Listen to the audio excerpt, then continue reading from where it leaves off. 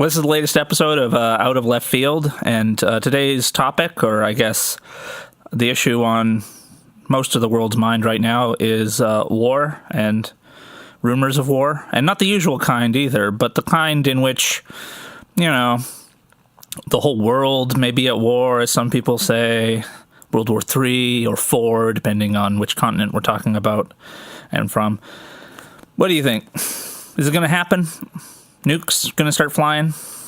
I am, with all the talk about North Korea and scary nuclear war, troops being amassed on the borders, etc., the way that the American media right now, to me, seems a lot like 2003. I'm getting flashbacks to, Saddam Hussein is an imminent threat to our way of life, and he has weapons of mass destruction.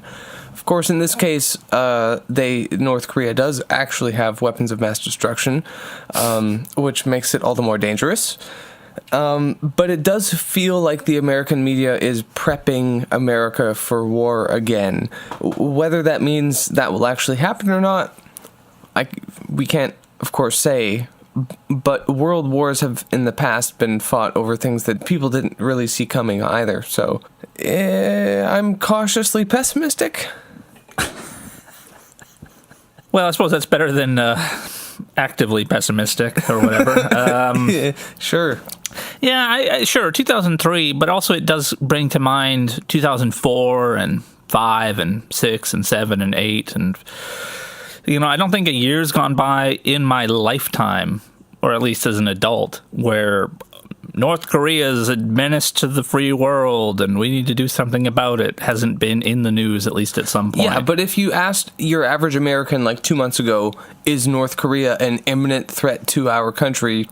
Most people would say, maybe, not really.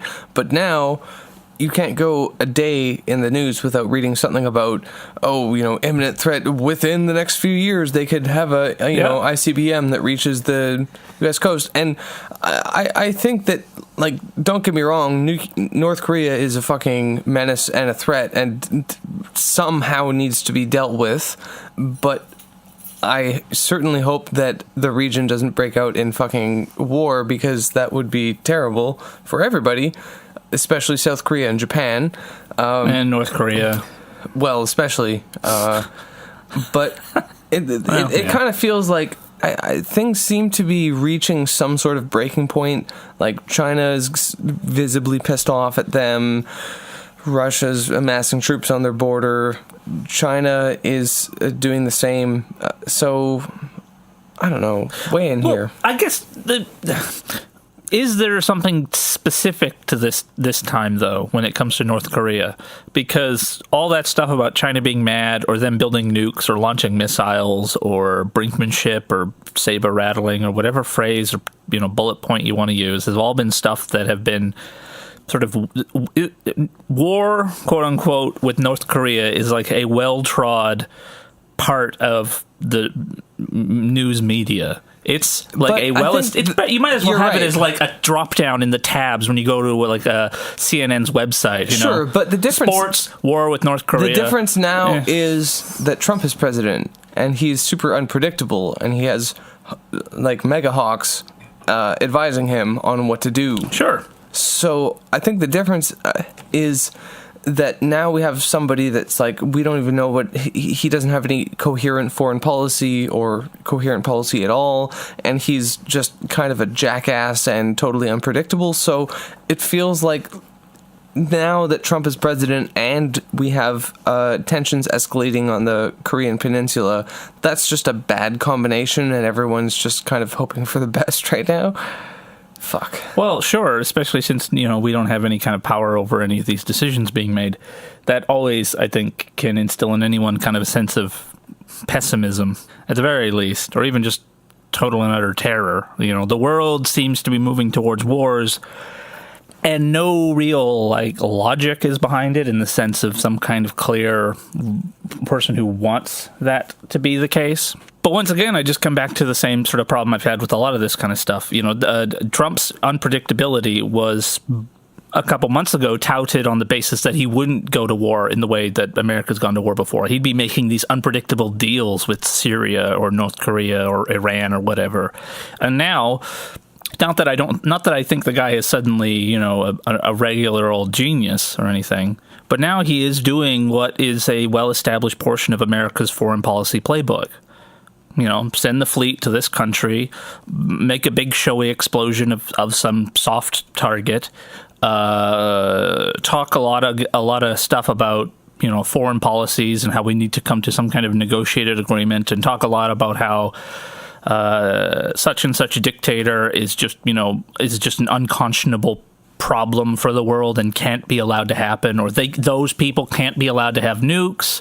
These are all, there's nothing unpredictable about this. This is all stuff that, Obama did, Bush did, Clinton did, Bush did.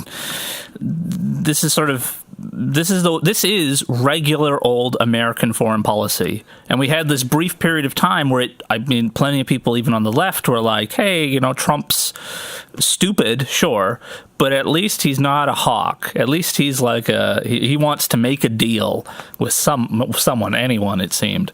And now we're back in the bad old days of, like you say, 2003, or even just a couple years ago, in which, massive resources are being expended on what are, in effect, purely diplomatic showmanship on North Korea's side and on the United States side. Yeah, although I think in the case, this is typical behavior of both North Korea and America, to be sure.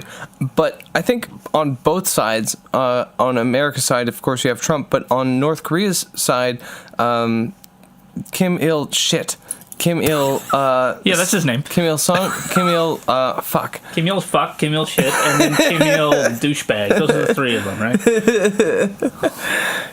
Seriously, what's it? Kim Il Sung? Kim Il, Mr. President. The president of North Korea is also less. He's not even the president. No, the president's the other guy. He's like the chairman of the party executive or fucking whatever, Politburo, some nonsense. Kim Il, leader of North Korea, the grandson, the youngest one, is way more unpredictable than his father and his grandfather. Mm-hmm. He seems to be like he was totally brought up in this whole North Korea. Like he is the great dictator, great leader. And he's like seriously deranged and unpredictable as well. So it's not filling me with confidence, Mac. Fine, but I'm not trying to fill you with confidence. I'm just questioning a lot of the logic of playing up the possibility of World War III. Personally, I think that this is going to go nowhere again. That just like with the attack on that airbase in Syria not so long ago, where when it first happened, it was this sudden and shocking and perfect, to be perfectly honest, undemocratic, essentially declaration of war against Syria. And then it's followed up by nothing. It's just a big showy explosion. A lot is put into like the material resources destroyed. And as it turns out, it wasn't really as big a damaging effect. It didn't have as much of an effect on Syria as the American government claimed. All of this stuff, what it says to me, what the fleets being sent off to North Korea say to me, what all this, like, even the media playing it up says to me, is that this is foreign policy making, not war making, that's going on right now. Okay, so for sake of argument, if some sort of incident were to happen in North Korea, would that itself trigger a third world war? Well, we've already had a few already. The attempt at launching those missiles that apparently didn't work out. That was one. The constant attempts to build nuclear weapons is sort of this ongoing problem, whatever. No, but my question is, could the North Korean, could that situation itself somehow trigger World War III? I don't think so. The ways in which that would happen would be all things that no one really wants to have happen in that particular instance. And I don't just mean like everybody's reasonable or whatever. It's not really reasonability that's stopping the war in North Korea from kicking off. I think it's that it's just not in anyone's interest. What's definitely in Trump's interest and in North Korea's interest is to play up this, globe spanning conflict that they're both going to totally defeat the other over. The propaganda rhetoric from North Korea is really only matched by the Americans, but they're both perfectly willing to play that up as much as possible. How each one is the great Satan, and each one is they're going. First strike will just obliterate the enemy. All this kind of crap that's been going on for decades at this point. I think it's what has happened in North Korea and is sort of happening to a lesser extent in a lot of these other countries that America really hates but likes to hate, is that they've gotten to the point where they have an enemy that's essentially perfectly contained in North Korea. They have like the free excuse. If you ever need to question why America has the foreign policy it has, just look at North Korea. That's why America has to be everywhere, because of countries like them. And in the case of North Korea, they can basically, why do we need the military to be as big as it is? Well, because we're the enemy of America. Of course, it has to be as big as possible because they're the biggest at all. So is it in anyone's interest to go to war with each other there? Probably not. I think the ideal world for both Trump and North Korea is that they both get to look good to their respective citizens. That's it. And for Trump, it definitely is a bit of a problem since there's just been that ongoing bullshit back home with ties to Russia and just ongoing confusing corruption of staffers in his candidacy and now in his presidency. Well, that's a perfect segue, Mac. Russia, another spot where World War III might possibly in the near future spark up. There's, of course, the Russian annexation of Crimea and the ongoing war with Ukraine and the buildup of NATO forces on the borders of Russia. Mm-hmm. Also a very unsettling place in the world where Russia's kind of being a bit of a twat right now. Oh, sure, I guess. I mean, once again, they both have excellent arguments for why they're doing what they're doing. The United States says Russia's an oppressive, barely democratic regime, which is how you know when you don't like someone, you just call them a regime. Call them a regime instead of an administration. Or whatever, or any other word. Presidency, etc. Because it's also nice and vague, too. It doesn't really mean anything. It's not like you're actually saying it's a dictatorship. It's just the Putin regime. Does that mean the government? Does that mean the state? Does that mean every single fucking Russian? Who cares? You just don't like those guys. That's the important point. That's the message you're supposed to get from that kind of language. So what do you think about Russia? Well, in the case of Russia, like I said, I think they both got good arguments, not in the sense that I agree with them, but in the sense that they are compelling and based in reality. The United States doesn't like what Russia's done vis, Crimea, and then more significantly, I think, for America, getting into their business in Syria. This is sort of international proxy war politics, brinkmanship, and all that sort of stuff. Yeah. And so, I think the United States wants to sort of move its pawns up and try to irritate Russia somewhere else. And in, Eastern Europe, that's a good place to do that. The United States is still seen as by far a positive, at least as far as the governments of, say, Poland or Ukraine are concerned.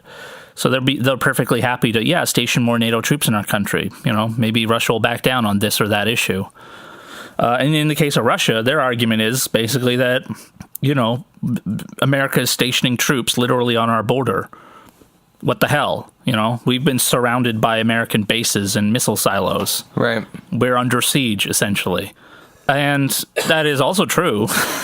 But this is still all of this is merely just a sort of description of power for both countries. And both countries want to be more powerful than they are now. And that's why they're coming into conflict with each other.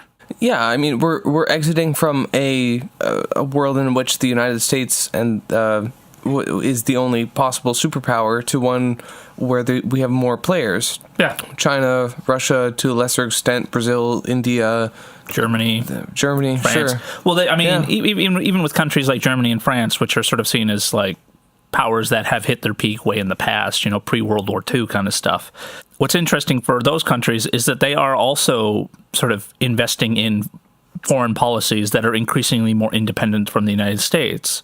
They're intervening in Syria in ways that do not match up perfectly with America's interests. So when I took my history of Latin America class, my professor showed us a graph or sort of like a historical map of the times of imperialist powers coming to power, then easing away from power, and then between each period of, first it was Netherlands, Spain, Britain, America, right? Between each of those periods was a global conflict. World War I, World War II. Before that, there was wars between the different colonial states. So the average duration of each empire is about 100 years, from its ascent to its rise to power to its descent.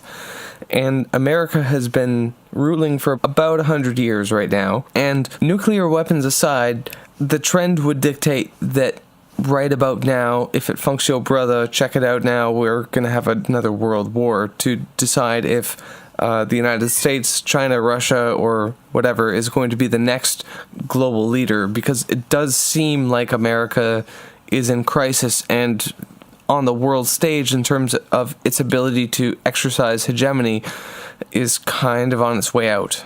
Well, there's a bunch of stuff there. I don't generally subscribe to any kind of necessary 100-year rule to this kind of thing, I guess, for one. But that's something of a side issue, I suppose. I mean, you could just as easily say 200 years or whatever, just whenever the Spanish-American War happened, I guess it'd be about 130 years. Anyway, the question of has America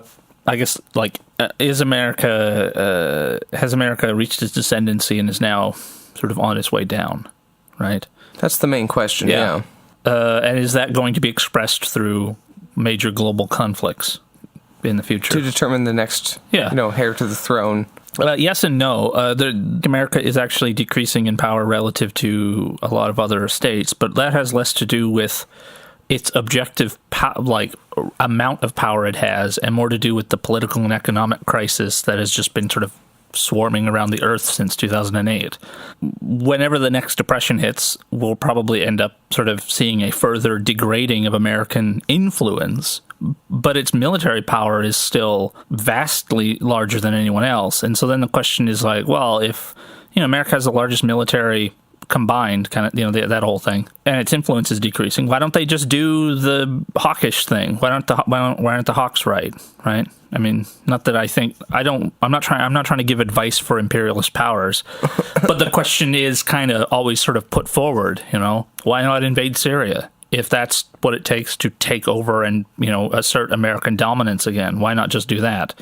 And the answer is because they don't have the money to do that. They don't have the support to do that, and they don't have a really end goal that they actually have in mind. A lot of this stuff is ultimately just trying to maintain what they have. And for a country like the United States, in which everyone is on paper your friend, other than, a handful of countries, like, Syria, Iran, and North Korea, everybody else is just works with America, or is their buddy or ally, or even just sort of Don't forget Cuba and Venezuela. Well, Cuba and Venezuela too, but they're currently being ignored right now, so I'm just trying to keep it simple, I guess. I know, just don't forget them.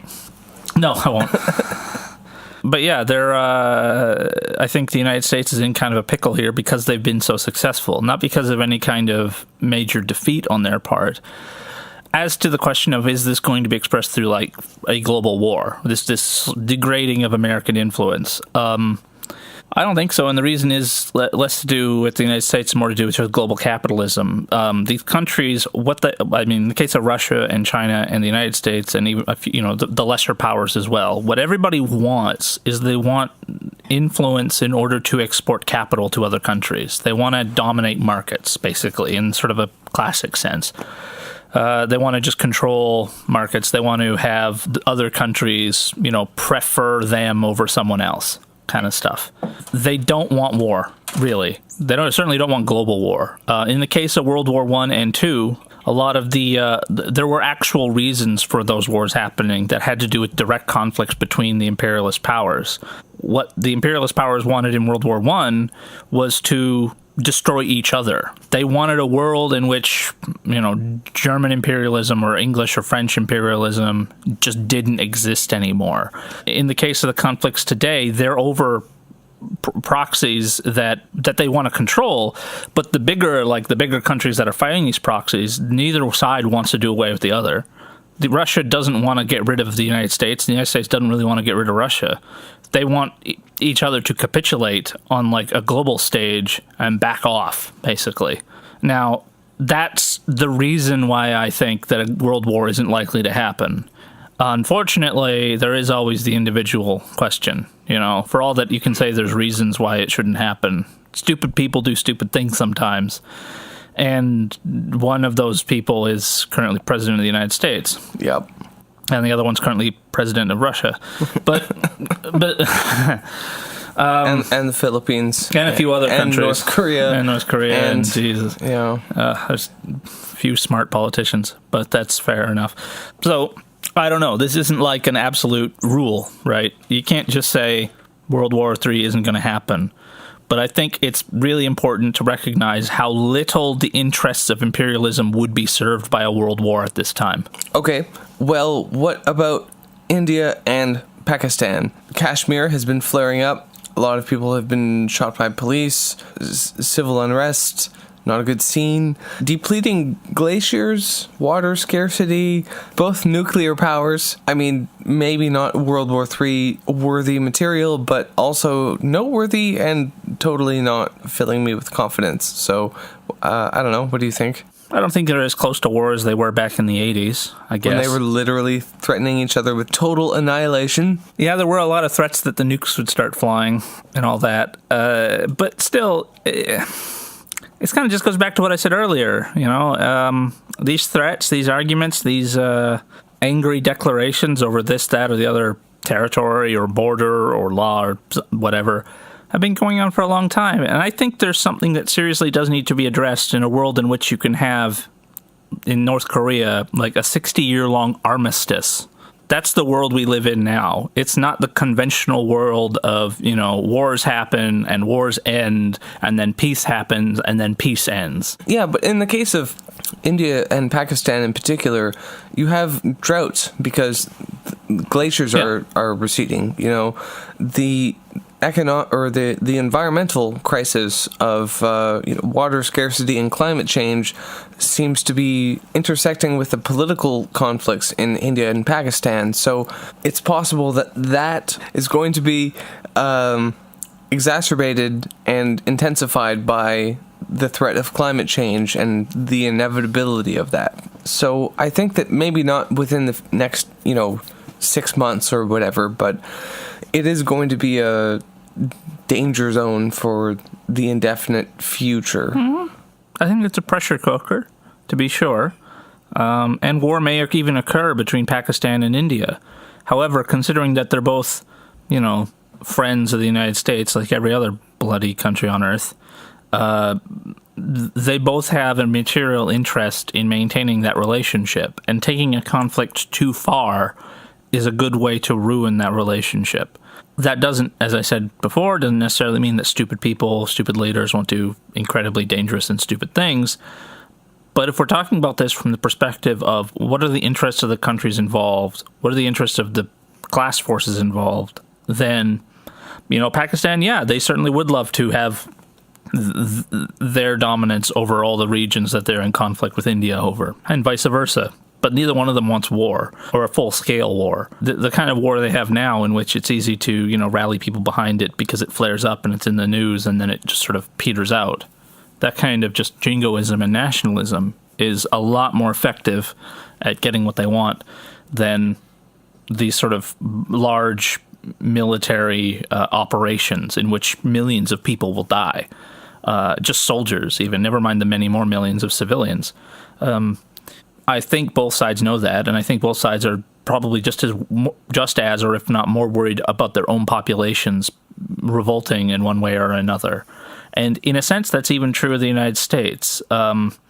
They went to war with Iraq and Afghanistan, and for all that it didn't have a huge impact on the overall course of the war, it had a major political impact on people's sort of appreciation of or respect of the government. And I think that a lot of the sentiments that were ingrained in people during the anti-war period have expressed themselves now through Occupy and Bernie Sanders and even Trump. This kind of anti-establishment sentiment was really stoked by those wars more than anything else. Particularly seeing as post September 11th, You couldn't have found a country that was more unified, more respectful of and loyal to and willing to follow their government like the United States was. They had no problem with the war in Afghanistan when it first started. They had no problem, for the most part, with these incredibly invasive and curtailing of freedoms and rights and arrests without warrants and Guantanamo Bay. All that stuff gets introduced in a period of time when people are deferring to the government to save them from this horrifying world. And yet, within only a couple of years, that whole concept has flipped to the point where the United States actually has to be seriously concerned about these massive demonstrations that are going on, because it's not because it's hurting the government, but in the case of the United States, it was serious. They were seriously having a problem getting people to just go to war in Iraq. Like, they couldn't get enough recruits. They were having major shortage problems. And that's not because they ran out of poor teenagers that needed a job. It was because it was like, well, if you have to join the army, sure, but otherwise don't, because this isn't a war worth fighting. Okay, so the picture that you're kind of painting here, where you have these big imperialist powers that don't want to actually engage in direct war with one another, but are happy to engage in sort of proxy wars in the distant, deserts and whatnot. Is there a particular novel that maybe comes to mind there? No, what are you thinking of? 1984, Mac. 1984, sure. Permanent War, right? Yeah. I think that's... sure, that's a fair comparison to make. I don't... in the case of that book, it was the major powers directly fighting with each other. But I think there is something to be said for war as an internal policy and not a foreign one. A lot of the talk about World War III happening now is on the basis of, a war on the scale of World War II, tens of millions, maybe even hundreds of millions dead. And a war on such a scale would oblige, in effect, the use of nuclear weapons. And a war on such a scale with the use of nuclear weapons may very well end humanity. That's pretty much how that logic goes. And the problem, I guess, I have with a lot of this stuff is that for all that they're idiots, they don't actually want to destroy their own countries. They want to win. They don't want to go down a suicidal road of self-destruction. They want to defeat their enemies, and they want to do it in a way that won't weaken them at home either. Like I said, the United States can blow shit up fairly effectively without too much of a problem. And there's been, attempts at this through drone strikes, through major bombings, through whatever, trying to sort of pick and choose the kinds of wars we fight in order to minimize their relevance back home, essentially. All of that speaks more to a kind of a balancing act that the United States is playing with its own population and with its foreign interests, because those foreign interests would be better served through a much more aggressive policy, but that aggressive policy would quickly run up against a home country that really doesn't see any benefit to it. And particularly now, post 2008, where the respect for the government is just in the toilet, where nobody really, you ask, what do you think of Congress? People think they're awful. Herpes is more popular. Yeah, what do you think of the president? He's awful. What do you, just the general sentiment is that these people are criminals already, and they're not even really doing anything particularly onerous right now. They're just doing the business as usual stuff is already dangerously unpopular. Never mind some kind of major war where, to be fair, declarations of war generally are followed up directly by a major boost in popularity. But that doesn't last for very long. And I think that the people running the United States and Russia and even North Korea are aware of that fact. That once you go down that road, once you declare war on that scale, there isn't really a way out except to lose. Okay, but that brings us back to the whole 1984 global map, where you have these big imperialist powers that have global reaches but don't want to actively engage in war against each other, and the contradictions between them and the conflicts between them are expressed through proxy wars, like in today's case, Syria, North Korea, and elsewhere. So while we might not need to actually fear a sort of, bombs dropping on us. World War III situation, World War III might actually end up being a sort of perpetual war in these proxy states forever, just indefinitely. That may be the case. As far as whether World War III has happened or not at all, I mean, there's plenty of people who've written about how World War III pretty much has been going. It was the Cold War. That was World War III because, let's face it, tens of millions of people died in that conflict. That's not that's not really a Cold War. That's a pretty hot war where a lot of people die. Now, to be fair, compared to World War I and II, yeah, it's a lot less, but those are the big fucking exceptions, right? Those are not business as usual. And I think the problem is that a lot of times we look at those wars and we imagine that that's what it means to be going to war as an imperialist country. And most of the time in history, and I think most of the time going forward, it's just going to be these proxy wars. Now, they don't have to last forever, and ideally they do have nice, clean, convenient exits, because those are generally a lot more popular. Populations, at least initially, like when a war starts, and they like it when a war ends. And if you can do that with a minimum of casualties, they like that too. And not for no reason, for that last one at least. And that's the kind of war every country wants to fight. They want to have the enemy that would just topple over, the rotten pumpkin that they can just kick in and just laugh about later on, and no real repercussions. And I think that's the only thing that worries me about a conflict with North Korea, is that if the United States really thinks that it's going to be a cakewalk, because that was ultimately a major part of why they ended up invading Iraq. Yeah, it was going to be easy, right? Yeah, it was going to be so easy. They don't invade these countries. And I mean, Iraq wasn't even a very powerful country at all. Like, it wasn't like it was a miscalculation on their part in a sort of the broad sense. Yes, they were going to win that war, right? They declare war on Saddam Hussein and his regime, quote unquote, and they would win. There's no way they wouldn't win. And so all the rhetoric that Iraq might put out about how they will, destroy America in the first strike, much like we're hearing today, was just brushed off as just fearful bravado, like completely irrelevant. They're just lying. However, in the case of North Korea, I don't think that the United States is actually that delusional about the possibility of invading the country. Not even so much because they think that the North Korean military is all that, as much as if they invade, many millions of people will die, and it will probably be really, really bad for South Korea too. And then a humanitarian crisis will occur in which America will be justly blamed. And probably at the end of that conflict, China will have more influence in the Korean Peninsula than at the beginning. Can you really blame people for thinking that Trump, of any leader of America, would be the one to cause that exact sort of clusterfuck? Well, yeah, but that gets to sort of the bigger question when it comes to the United States, or how many of these decisions are made by Trump himself alone? Well, very few. He's just parroting his advisors, probably. Sure. Well, I mean, you can definitely tell when he's parroting his advisors because he's quoting a coherent sentence. Yep. Yeah. But at the same time, I mean, not even just publicly, but like does Donald Trump want to go to war in North Korea? That's a pretty simple question. And for a guy as simple as him, you'd expect a simple answer. But even from him, you don't get one.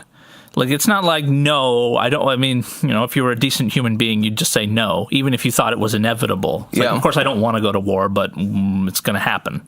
Or you say, no, I don't want to go to war, and that's why we're going to try our best to avoid it.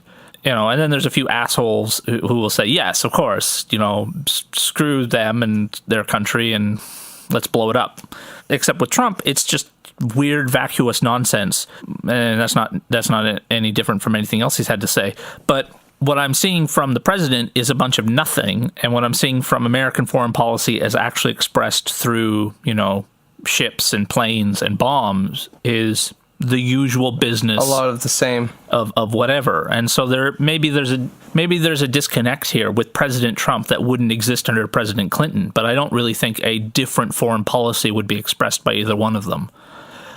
It might just be better justified by Clinton, and people would be a lot less afraid of World War III under a Clinton presidency. Or maybe even more so because she was, a foreign policy hawk and seemed to really think wars were an effective means of resolving conflicts.